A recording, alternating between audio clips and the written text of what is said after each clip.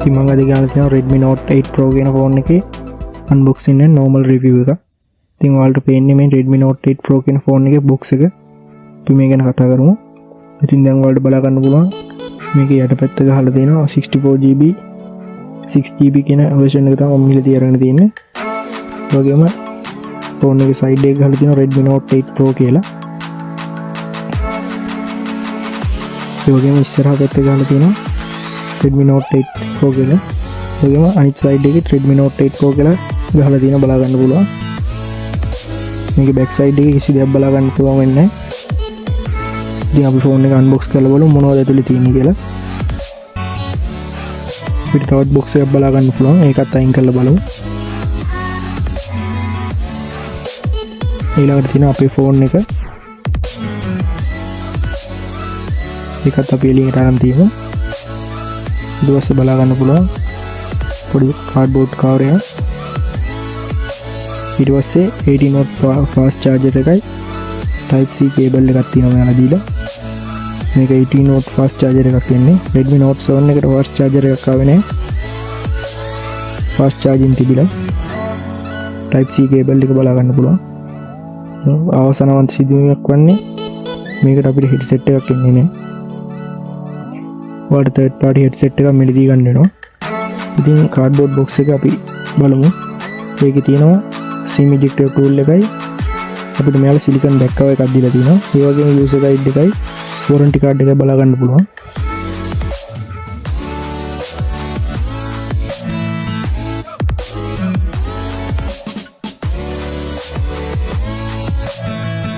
හරි අපි ෆෝන් එක එළියට අරන් බලමු.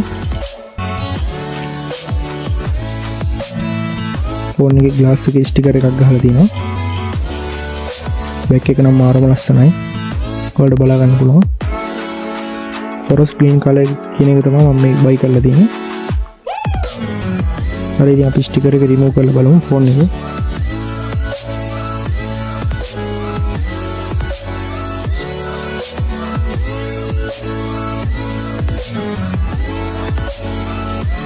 හරි අපි දැන් ෆෝන් එක on කරගමු.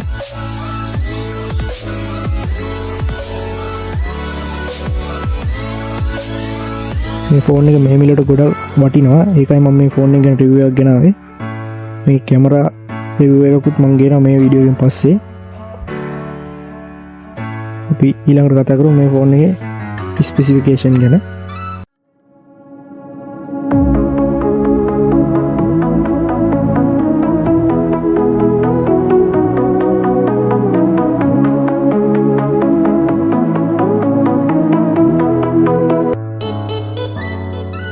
Redmi Note 8 Pro ෆෝන් එකේ version කීපයක් ශ්‍රී ලංකාව තුළ බලා ගන්න පුළුවන් වෙනවා. 6GB 64GB version එකක් හා 6GB 128GB version එකක්.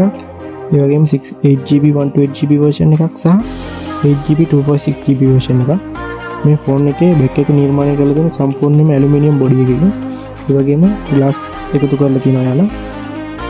Gorilla Glass 5 තමයි front and back දෙකටම තියෙන්නේ. ඒ වගේම කැමරා මොඩියුල් එක ගැන කතා කරොත් 64 megapixel main lens එකක් තියෙනවා. 8 megapixel ultra wide lens එකක් සහ 2 megapixel depth sensor එකක් සහ 2 megapixel macro lens එකක් තියෙනවා. යාලා මේ කලර් එක හදලා තියෙන්නේ forest green කියන කලර් එක. ඒක මාරම ලස්සනක් තියෙනවා. ඒ කලර් එක නිසා flagship look එකක් දෙන්න Xiaomi ලා සමත් වෙලා තියෙනවා. මේ ෆෝන් එකේ ඩිස්ප්ලේ එක ගැන කතා කරොත් 60 million color තියෙන IPS capacitive touch screen full HD plus resolution තියෙන ඩිස්ප්ලේ එකක් තමයි මේ ෆෝන් එකට එන්නේ. මොකද ඩිස්ප්ලේ එකක් තරම්ම quality නොවුන මේ ඩිස්ප්ලේ එක හොඳ මට්ටමක තියෙන බව පේනවා. මේ ගොඩක් ගේමින් වලට ටාගට් කරලා හදලා තියෙන ඉඳලා මේක GPU එක Mali G76 කියන MC4 වර්ගයේ GPU එකක් තියෙනවා. ඒ වගේම MediaTek G90T කියන chipset එක තියෙනවා. මේ chipset එක Snapdragon 730G කියන chipset එකට වැඩිය performance තියෙනවා. benchmark බලුවොත් ඒක බලා ගන්න පුළුවන්. කැමරා එක ගැන කතා කරොත් 64 megapixel lens එකක් තමයි තියෙන්නේ back එකට.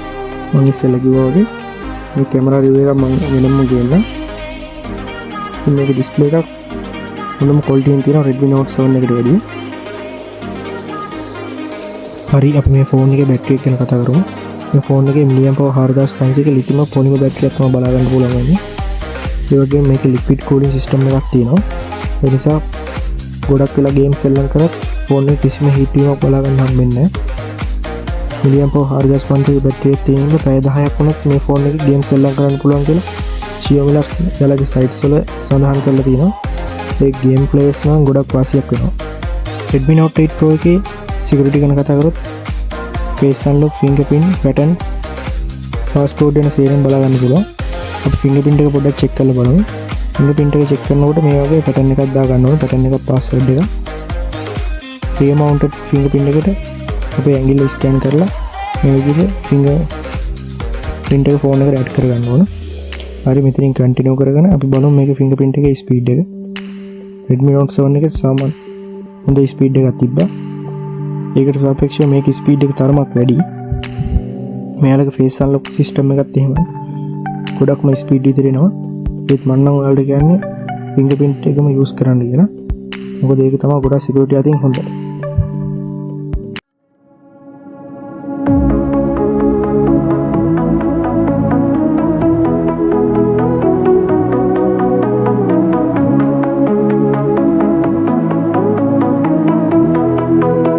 Note 8 Pro එකේ software ගැන කතා කරමු දැන්.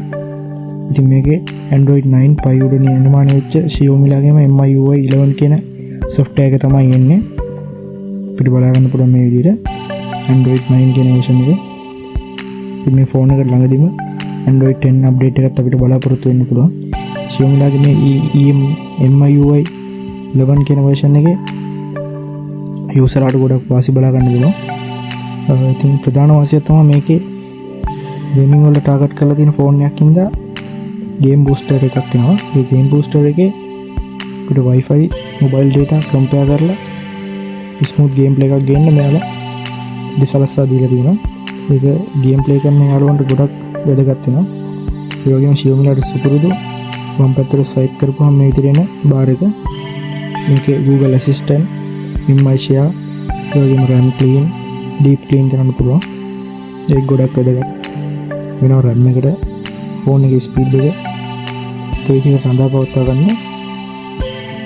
ඒ වගේම notification bar එකට ගිහුවාම අපිට මේකේ dark mode එකක් බලා ගන්න පුළුවන්. ඒ වගේම screen record එකක් තියෙනවා. screen record එක තියෙන හින්දා ඔයාලට පුළුවන් gaming channel එකක් වගේ කරනවා නම් ෆෝන් එකේ third party app එකක් භාවිත නොකර screen එක record කරගන්න. මේකේ dark mode එක use කරලා ඔයාලට පුළුවන් battery එක තවත් වැඩි කාලයක් පාවිච්චි කරගන්න. ගොඩක් වැදගත් වෙනවා ඒක. ඒ වගේම බැටරි සේවර් මොඩ් එකක් තියෙනවා. ඒ වගේම ෆෝන් එක වෙනත් ස්ක්‍රීන් එකකට කාස්ට් කරගන්න පුළුවන්. MIUI 11 එකේ ගොඩක් වාසි තියෙනවා නේද? හරි ඉතින් ඒ වගේම මේකේ රීඩින් මොඩ් එකක් තියෙනවා. නයිට් එකට ෆෝන් එක යූස් කරනවා රීඩින් මොඩ් එක අනිවාර්යෙන් දාගන්න. හරි ඉතින් අදින් වීඩියෝ එක ඉවර කරන්න කියලා බලන්න. මේ ෆෝන් එක මේ ප්‍රයිස් එකට ඇත්තටම වටිනවා. මේ ෆෝන් එකේ කැමරා ටෙස්ට් එකකුත් මම ගේනවා ළඟදීම. ඉතින් channel එක subscribe කරලා දියන්න යාළුවනේ. ඒ වගේම වීඩියෝ share කරන්න. ඔයාලා එහෙන් කමෙන්ට් කරන්න.